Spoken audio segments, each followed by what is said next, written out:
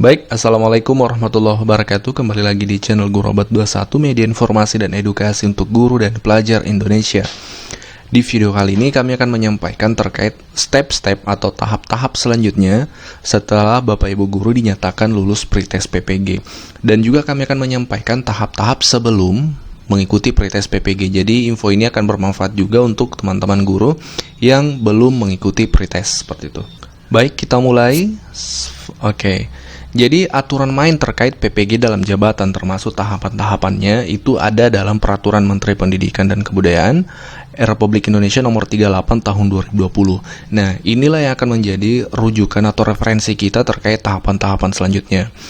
Kemudian kita akan mensinkronkan dengan pengalaman-pengalaman yang sudah dilalui oleh teman-teman. Jadi kita akan kawinkan antara peraturan dengan pengalaman yang sudah dilalui oleh guru-guru yang sudah PPG. Jadi insya Allah akan lebih valid seperti itu. Baik, kita mulai dari tahap yang paling awal ya, sebelum pretest ini. Untuk awalnya ya, untuk permulaan sekali, Bapak Ibu Guru akan diundang pretest ya, melalui SIM PKB ya. Ini belum pengumuman hasil pretest, ini baru paling awal. Pertama itu diundang dulu untuk pretest, mengetahui itu melalui SIM PKB masing-masing guru. Nah, setelah Bapak Ibu Guru mendapat undangan tersebut, Bapak Ibu Guru diminta untuk seleksi administrasi 1 atau pertama, yaitu Anda akan mengupload ijazah dan SK pengangkatan di SIM PKB tersebut. Nah, setelah Anda mengupload 2 dokumen ini, LPMP yang ada di provinsi masing-masing akan memverifikasi ijazah dan linearitas jurusan. Jadi setelah Anda upload di SIM PKB, dokumen itu akan menuju ke LPMP secara online tentunya, kemudian LPMP akan memverifikasi. Nah, setelah LPMP memverifikasi, misalnya kemudian LPMP setuju dengan atau menyetujui dokumen yang Bapak Ibu Guru kirimkan, selanjutnya maka Bapak Ibu langsung mengikuti pretest di daerah masing-masing ya. Jadi untuk pretestnya ini biasanya LPMP bekerja sama dengan Dinas Pendidikan setempat. Dinas Pendidikan yang menentukan di mana lokasi, misalnya di salah satu sekolah di kabupaten tersebut, tapi tetap dalam pelaksanaan atau pengawasannya itu tetap ada pihak LPMP seperti itu.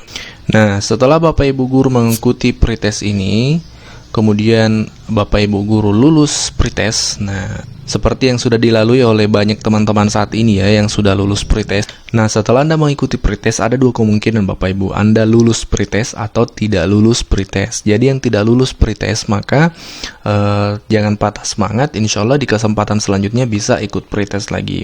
Nah, kalau lulus pretest ya, maka bisa melangkah ke tahap selanjutnya. Untuk lulus pretest ini bisa dicek di SIM PKB, nanti akan muncul seperti ini. Nah, Bapak Ibu akan muncul seperti ini nanti di SIM PKB-nya ketika dinyatakan lulus ya, Anda dinyatakan lulus tes akademik calon peserta PPG dalam jabatan. Nah, ketika Anda sudah mendapatkan notifikasi seperti ini di SIM PKB, itu artinya Anda lulus. Nah, tahapan selanjutnya adalah seleksi administrasi kedua nih. Jadi Bapak Ibu Guru yang sudah lulus pretest ini akan mengumpulkan berkasnya nanti ke Dinas Pendidikan. Nah, adapun dokumen-dokumen yang dikumpulkan adalah sesuai dengan Permendikbud nomor 38 tadi ya. Yang pertama adalah fotokopi ijazah yang legalisir. Jadi harus dilegalisir Bapak Ibu, fotokopi ijazahnya. Kemudian fotokopi SK pengangkatan pertama ya, misalnya untuk PNS maka SK CPNS tentunya. Kalau SK misalnya kontrak daerah atau honorer daerah, melampirkan SK pengangkatan pertamanya. Kemudian SK pengangkatan 2 tahun terakhir. Misalnya honorer daerah yang ada SK pengangkatan setiap tahun ya biasanya, maka itu melampirkan 2 tahun terakhir. Jadi selain SK pengangkatan pertama, juga melampirkan SK pengangkatan 2 tahun terakhir, seperti itu.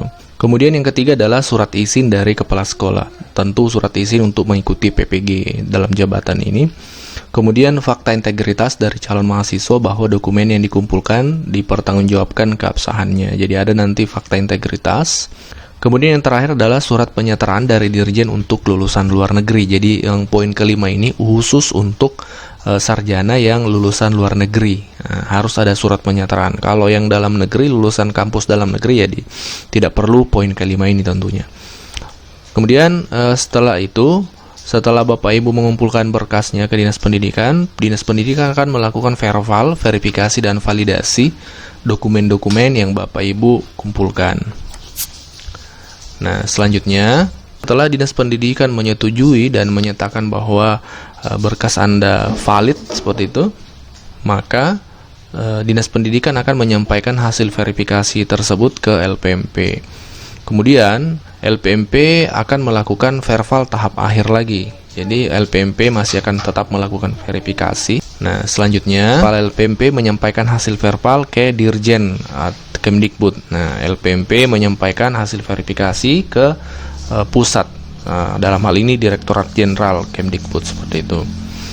Nah, baru langkah terakhir yaitu Dirjen mengumumkan peserta yang lulus seleksi administrasi tahap 2. Jadi seperti itu tahapan Bapak Ibu, dari Bapak Ibu kumpul dokumen ke Dinas Pendidikan, kemudian Dinas Pendidikan verifikasi. Ketika Dinas Pendidikan sudah oke, maka akan diteruskan ke LPMP. LPMP akan verifikasi lagi, itu tahap akhir. Ketika LPMP oke, maka diteruskan ke Dirjen. Nah, Dirjen ini sudah tidak ada lagi verifikasi-verifikasi. Langsung dia mengumumkan peserta yang lulus seleksi administrasi tahap 2 seperti itu. Adapun pengumuman lulus seleksi administrasi tahap kedua diumumkan di ppg.kemdikbud.go.id atau kemungkinan juga ada nanti di SIM PKB Bapak Ibu guru masing-masing seperti pengumuman pretest. Kalau tahun-tahun sebelumnya itu di Sergur ya, seperti itu.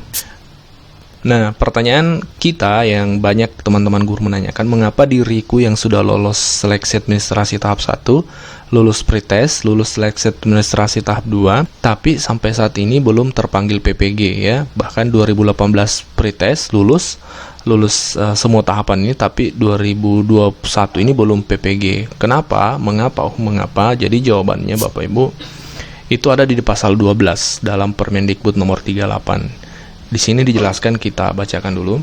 Dalam hal calon mahasiswa program PPG dalam jabatan yang lulus seleksi administrasi dan seleksi kemampuan akademik melebihi kuota yang ditetapkan, Direktur Jenderal berwenang untuk menentukan prioritas berdasarkan masa kerja, usia, urutan tahun lulus seleksi administrasi, geografis, dan perolehan nilai.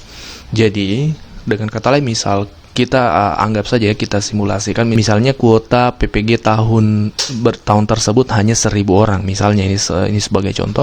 Sementara yang lulus pretest PPG lulus seleksi administrasi semua tahapan ini berjumlah 2.000. Otomatis 1.000-nya akan mengikuti PPG, 1.000-nya lagi masuk ke daftar tunggu. Nah, apa yang menjadi pertimbangan untuk 1.000 orang yang duluan ikut PPG itu? Ini Bapak Ibu, pertama adalah masa kerja. Itu akan menjadi pertimbangan dari pihak Dirjen. Kemudian usia juga menjadi pertimbangan. Kemudian urutan tahun lulus seleksi administrasi, dengan kata lain yang duluan lulus kemungkinan akan didahulukan. Kemudian geografisnya ya, wilayah, kemudian perolehan nilai. Jadi ini adalah poin-poin yang menjadi pertimbangan pihak kementerian dalam menentukan siapa yang duluan PPG dan siapa yang masuk daftar tunggu seperti itu. Nah, demikianlah info yang kami share untuk kesempatan kali ini. Semoga bermanfaat. Silahkan tekan tombol subscribe agar Anda tidak ketinggalan info selanjutnya yang insya Allah akan valid dan sumbernya jelas seperti itu. Terima kasih. Wabillahi taufiq wal hidayah. Wassalamualaikum warahmatullahi wabarakatuh.